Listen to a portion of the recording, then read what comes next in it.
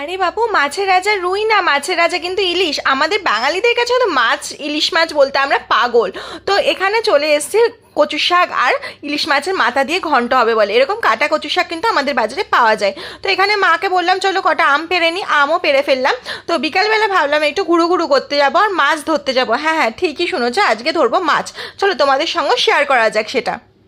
বন্ধুরা, যতই মাছ ধরতে যায় না কেন, এই প্রাকৃতিক হাওয়াটা কিন্তু আমি লোভ সামলাতে পারলাম না, তাই জন্য কিন্তু এখানে কিছুক্ষণ থেকেও গেলাম। এই প্রাকৃতিক সৌন্দর্যটা আমার বেশ ভালো লাগছিল, আর তোমাদের সঙ্গেও ভাবলাম চলো একটু শেয়ার করা যাক। দেখো কি মিষ্টি লাগছে না? নদীর পাড়ে হাওয়া কিন্তু একটা আলাদাই খুব সুন্দর হয়। তো তাই জন্য একটু হাওয়া টাওয়া খেয়ে চলে গেলাম হচ্ছে মাছ ধরতে। মাছ ধরলাম কিন্তু নদী থেকে না, গঙ্গা থেকে। তোমাদের কিন্তু এই ভিডিওটাতে সব কিছুই দেখা হয়ে যাচ্ছে, তাই না বলো?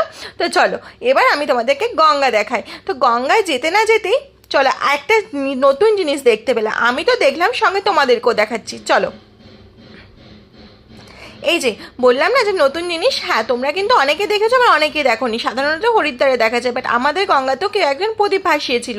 যেহেতু একটু আগেই হচ্ছে মন্দির আছে, তো এখানে প্রদীপটা ভাসাচ্ছিল, বেশ সুন্দর লাগছিল দেখতে। তাই ভাবলাম আমার বন্ধুদের সঙ্গে শেয়ার না করলে হয়, তো তাই জন্য শেয়ার করে ফেললাম। আর এই গঙ্গার পাড়ে হাওয়াটাও কিন্তু বেশ ভালো লাগে। আর চলো মাছ ধরার কথা বলছিলাম না, হ্যাঁ এই দেখো গঙ্গার পাড়ে চলে আসতে না আসতেই দেখলাম একটা কাকু মাছ ধরছিল। আর কাকুটাকে জিজ্ঞেস করাতে কাকুটা বললো যে ছোট্ট ছোট্ট মাছ আছে। আর এটা কিন্তু নৌকা না, এনারা কিন্তু সাধারণত গঙ্গা থেকে মাছ ধরে থাকেন। বন্ধুরা, আমার কিন্তু মাছ ধরা দেখতে বেশ ভালো লাগে জানো তো। তো আমি এখানে কাকুটাকে জিজ্ঞেস করাতে কাকুটা বললো যে একদম ছোট্ট ছোট্ট কাকুটার কাছে মাছ ধরা আছে। তো এখানে দেখো সবাই স্নান করছিলো, যেহেতু আমাদের এখানে বীভৎস গরম। আর কাকুটাও চলে যাচ্ছিলো, টাটা করে চলে আসলাম খেয়াঘাটে। আর ভাবলাম খেয়াঘাটে এসে নৌকা চড়বো না, তা কি কখনো হয়? তো নৌকাও চড়ে ফেললাম, আর তোমাদেরকে দেখো একটুখানি শেয়ারও করছি। আর এই নৌকা চড়ার পর একটা জিনিস দেখতে পেলাম, কি জানো তো? দেখো একটা গরু ভাসছে, ওই দেখো। তো এই গরুটা ভাসা দেখে আমি কেমন একটা অবাকই হয়ে গেছিলাম। তো চলো যাই হোক, মাছ টাছ ধরার পরে তো এই দেখো এই একটা মাছ পেয়েছি, আর পেয়েছি হচ্ছে চিংড়ি মাছ, একদম জ্যান্ত চিংড়ি। চলো তোমাদের হাতে নিয়ে দেখায়। এই দেখো হাতে নিয়ে দেখাচ্ছে, দেখো কি সুন্দর না? এই চিংড়ি মাছগুলো কিন্তু খেতে বেশ টেস্টি লাগে জানো তো। তোমরা কারা কারা এরকম জ্যান্ত চিংড়ি মাছ খেতে ভালোবাসো সেটাও আমাকে কমেন্টে জানিয়ে দিও। তো দেখো এখানে কতগুলো চিংড়ি মাছ নিয়ে এসেছি। আর এখানে আমি যাওয়ার পথে দেখছি একটা বড় সাপ। আমি তো দেখে ভয়ই পেয়ে গেছিলাম জানো।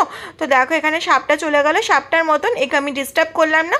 তো এখানে দেখার পর চলে গেলাম হচ্ছে একটু মিষ্টির দোকানে। মিষ্টি আর একটু ফুল নিতে, কারণ হচ্ছে যেহেতু পুজো। তো মাছ টাছ ধরা কমপ্লিট, মাছও নেওয়া কমপ্লিট, ঠাকুরের জন্য কিছু না নিলে হয় বলো? তাই একটুখানি মিষ্টি আর একটুখানি ফুল নিয়ে নিলাম। তো চলো আজকের ব্লগটা এইটুকুনি ছিল। তোমাদের এই ব্লগটা কেমন লাগলো সেটা কিন্তু প্লিজ কমেন্টে জানিয়ে দিও।